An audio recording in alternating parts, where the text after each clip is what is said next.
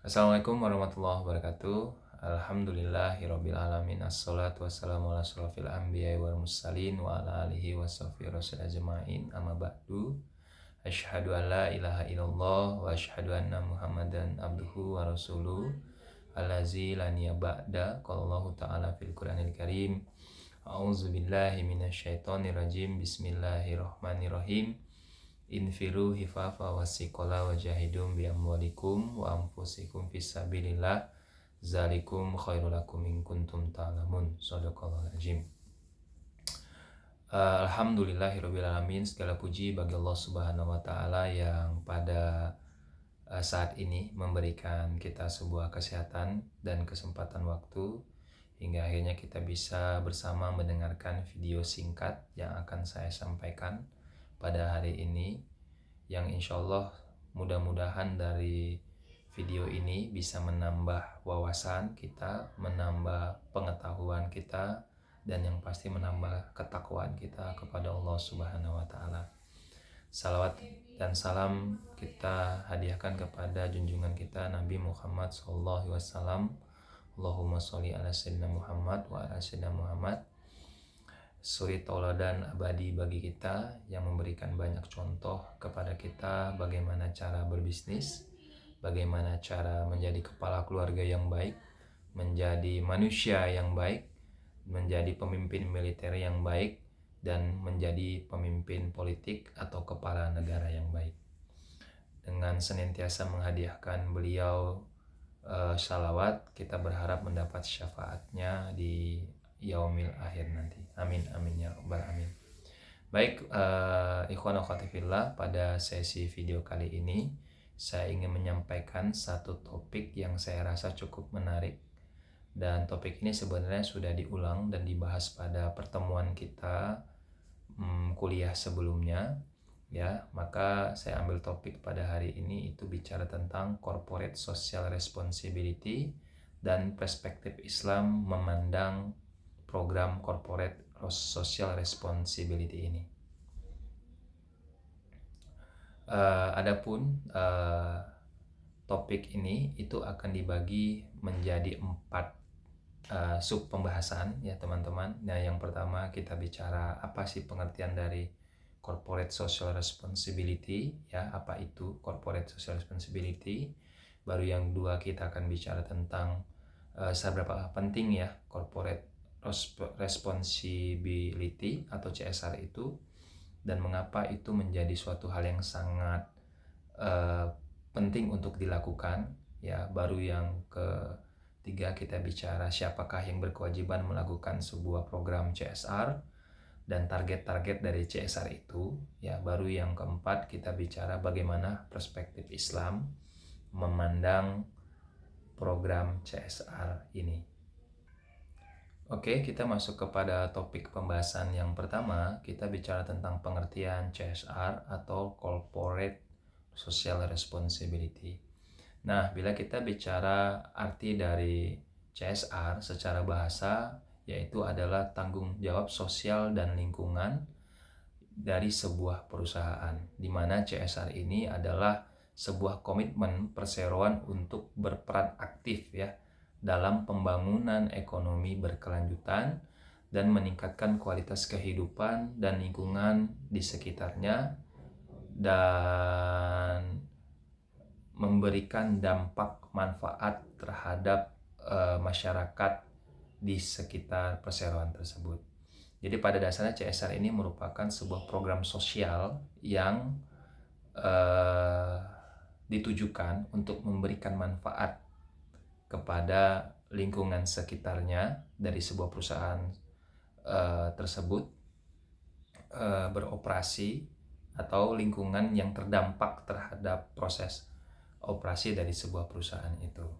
Nah, itu pengertian sebuah CSR ya. Jadi substansinya adalah tanggung jawab sosial. Baru yang kedua, kenapa sih CSR ini penting dan kenapa perusahaan itu harus melakukan sebuah CSR? Nah, yang pertama, CSR itu penting karena memang CSR itu merupakan tanggung jawab kepada pemerintah atau CSR ini merupakan program yang diwajibkan oleh pemerintah melalui Undang-Undang Perseroan Terbatas Nomor 40 Tahun 2007, di mana setiap perusahaan itu diwajibkan untuk melakukan CSR. Jadi kenapa penting? Karena merupakan kewajiban dalam regulasi bagi setiap perusahaan yang melakukan operasi, dia harus melakukan sebuah program CSR. Nah, baru yang kedua, selain dari tuntutan regulasi, kenapa CSR ini penting? Yang kedua itu adalah bahwa CSR ini mampu meningkatkan reputasi atau citra perusahaan, di mana perusahaan yang aktif dalam kegiatan CSR memiliki reputasi yang baik, dan biasanya dia akan memberikan citra yang baik di publik.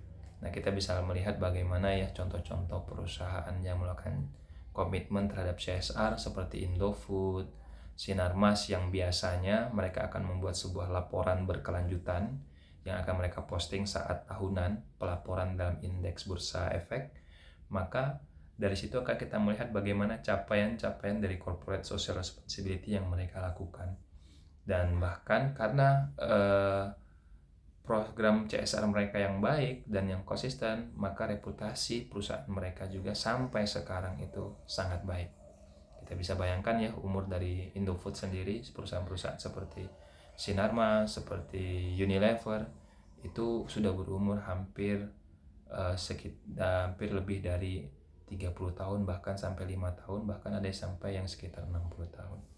Ini menandakan bahwa konsistensi terhadap CSR itu akan memberikan dampak yang positif terhadap reputasi. Baru yang kedua, yang ketiga itu adalah bahwa CSR ini merupakan salah satu jalan untuk menjalin hubungan yang lebih erat terhadap pemangku kepentingan. Nah, pemangku kepentingan di sini itu pada perusahaan sebenarnya dibagi menjadi dua kategori. Yang pertama adalah internal, baru yang kedua itu adalah eksternal. Nah, internal ini merupakan pemangku kepentingan internal ini, itu yang kita sebut sebagai karyawan, pemilik saham, birokrat dari perusahaan tersebut.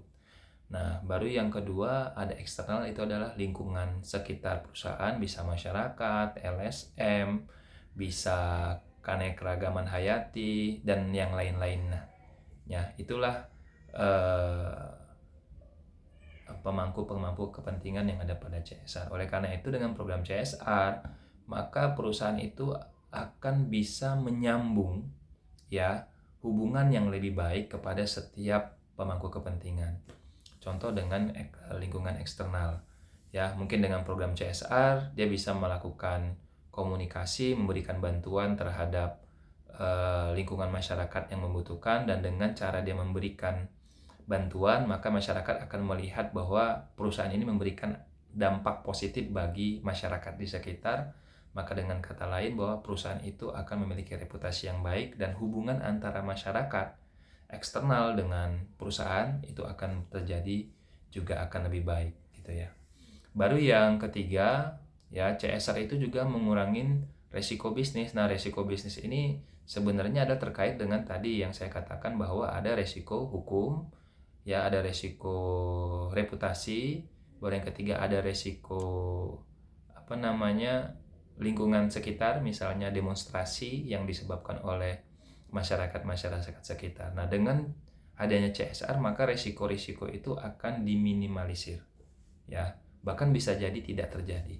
Jadi kalau kita komitmen dengan CSR yang kita lakukan, maka sesungguhnya masyarakat otomatis akan merasa senang, dan dia akan menjadi orang yang pertama membela kita bila terjadi kritik terhadap perusahaan kita, ya.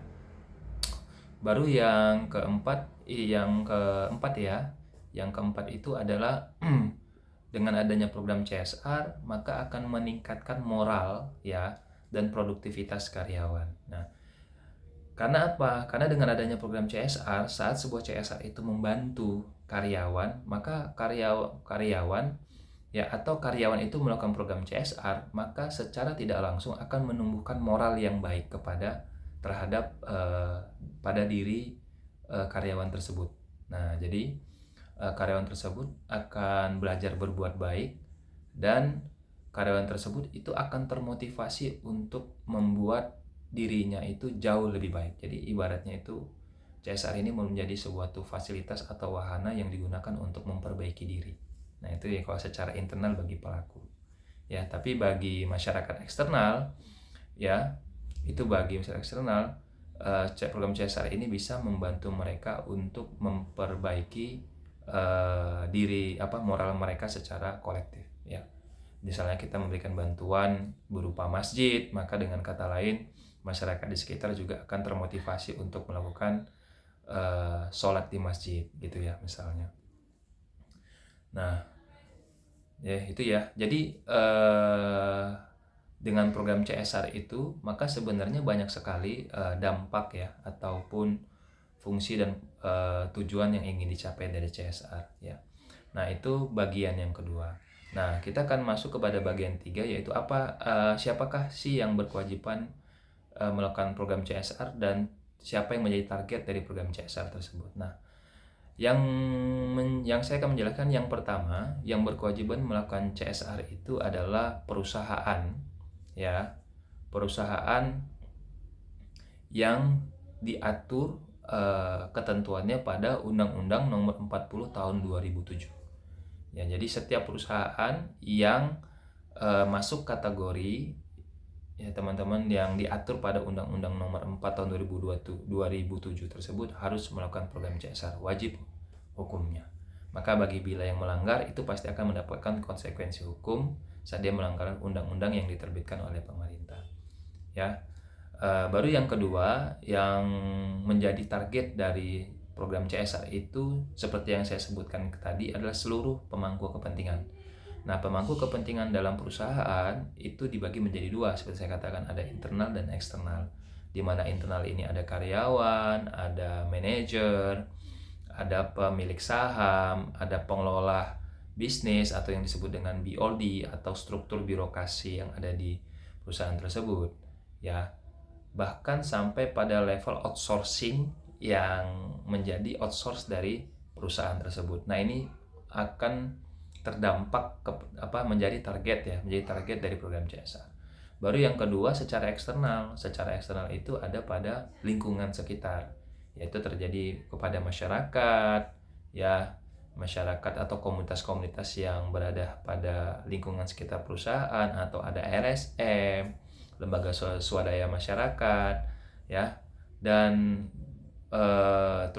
birokrasi birokrat daerah, misalnya kayak kepala kelurahan atau kecamatan sampai kepada gubernur. Nah, semua itu terdampak dan menjadi target dari program CSR. Nah, jadi program CSR itu sungguh luas cakupannya ya, teman-teman ya. Sehingga saya rasa program CSR ini memiliki dampak manfaat yang sangat besar. Nah, dan yang keempat, ya, setelah kita memahami bahwa apa pengertian CSR, baru kita memahami tentang manfaat dari program CSR, dan yang ketiga siapa yang menjadi tujuan dari program CSR tersebut. Maka yang terakhir yang akan saya bahas itu adalah bagaimanakah perspektif Islam dalam memandang program CSR ini. Nah, pada pembahasan ini ya teman-teman ya, saya mengambil sebuah kesimpulan bahwa program CSR ini sangat relevan dengan ajaran Islam. Nah, gitu. Jadi saya mengambil sebuah kesimpulan dari pengertiannya tadi, tujuannya, juga manfaat yang bisa diambil, dan saya mencoba mengkomparasi dengan perspektif Islam. Maka sebenarnya CSR ini sangat relevan ya dengan nilai-nilai Islam itu sendiri. Karena apa? Nah, yang pertama ya, saya ingin mengatakan bahwa alasan yang pertama kenapa CSR dan program CSR ini sangat relevan dengan dalam syariat Islam atau konsep Islam ya. Nah, yang pertama, bila kita melihat dari pengertian dan tujuan dari CSR ini, sebenarnya pada dasarnya CSR ini adalah perbuatan yang bersubstansi terhadap program amar ma'ruf nahi mungkar. Jadi program yang mereka buat itu adalah program-program dakwah yang mengajak kebaikan atau berbuat kebaikan. Nah, dan memang dalam Islam itu dianjurkan setiap orang itu untuk selalu berbuat baik. Nah, ini relevansi yang pertama ya. Oleh karena itu dalam setiap program CSR itu selalu memiliki muatan untuk kemaslahatan umat. Nah, yang saya pahamin dalam CSR itu. Nah, alasan yang kedua itu adalah CSR ini merupakan wasilah ya bagi Islam atau bagi masyarakat untuk mencapai al-falah atau kemenangan atau kemakmuran sebetulnya. Karena dengan program-program CSR ini akan berdampak kepada keadilan sosial. Jadi tidak terjadinya misalnya dengan program CSR ini akan terjadi pemerataan ekonomi atau pemerataan fasilitas ya. Fasilitas-fasilitas misalnya yang dibutuhkan oleh lingkungan-lingkungan sekitar. Misalnya di sebuah daerah A itu membutuhkan fasilitas misalnya sebuah masjid kah, sebuah gedung koperasi kah ya, sehingga akhirnya dengan diberikan program CSR untuk membangun masjid, membangun gedung koperasi, maka itu akan bermanfaat bagi lingkungan tersebut. Nah, lingkungan tersebut sehingga akhirnya berdampak kepada ekonomi masyarakat tersebut, berdampak kepada nilai religius dari sosial dari dampak sosial dari masyarakat tersebut. Nah, itu yang kedua ya. Jadi menjadi wasilah al-falah. Jadi kita berharap dengan banyaknya program CSR, maka dengan kata lain bahwa program CSR itu akan menjadi wasilah bagi masyarakat untuk mencapai al-falah tadi atau kemakmuran. Baru selain itu yang ketiga ya, dan ini yang terakhir, bahwa CSR itu merupakan wasilah bagi perusahaan untuk senantiasa dalam koridor etika bisnis. Nah, ini yang paling penting. Jadi dengan program CSR, maka komitmen perusahaan akan terlihat terhadap komitmen terhadap etika bisnis gitu, atau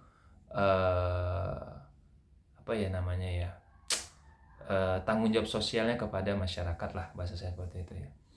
Jadi dengan program CSR ini menjagalah atau menjadi wasilah bagi sebuah perusahaan untuk mencerminkan bahwa perusahaan itu memang perusahaan yang baik dan terhindar dari kezaliman dalam bertransaksi, dalam berorganisasi, dalam berdagang dan yang lainnya. Gitu. Jadi menjaga sebuah perusahaan itu untuk senantiasa berkomitmen terhadap nilai-nilai kebaikan, nilai-nilai sosial, nilai-nilai agama, dan nilai-nilai Pancasila. Ya, oke. Jadi mungkin itu yang bisa saya sampaikan ya teman-teman sekalian, bahwa program CSR ini merupakan program yang sangat relevan, kesimpulannya ya, relevan terhadap nilai-nilai Islam karena mengandung hampir sama dengan apa yang dituju oleh Islam itu sendiri ya. Oke, itu saja yang bisa saya sampaikan. Afwan minkum, semoga bisa menjadi tambahan pengetahuan bagi kita, dan bila ada kehilafan itu datangnya dari saya dan kebenaran itu hanya milik Allah Subhanahu wa taala. Wabillahi taufik wal hidayah. Assalamualaikum warahmatullahi wabarakatuh.